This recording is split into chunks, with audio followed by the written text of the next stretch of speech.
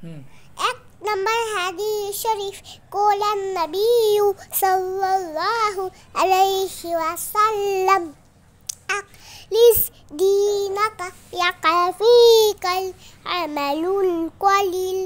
এক নম্বর হাদিস শরীফের অর্থ তোমাদের মধ্যে সর্বোত্তম ওই ব্যক্তি যিনি কুরআন মাজিদ শিক্ষা করে এবং শিক্ষা দেয়।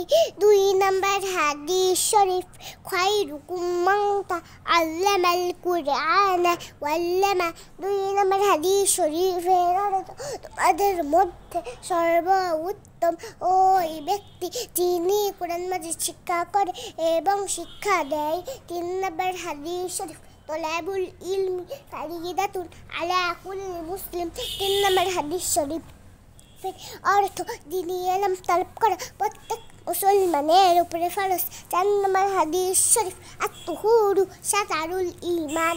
চার নম্বর হাদিস শরীফের অর্থ পবিত্রতা ঈমানের অঙ্গ। পাঁচ নম্বর হাদিস শরীফ মিফতাহুল জান্নাতিস সালাহ। পাঁচ নম্বর হাদিস শরীফের অর্থ কিয়ামতের দিন।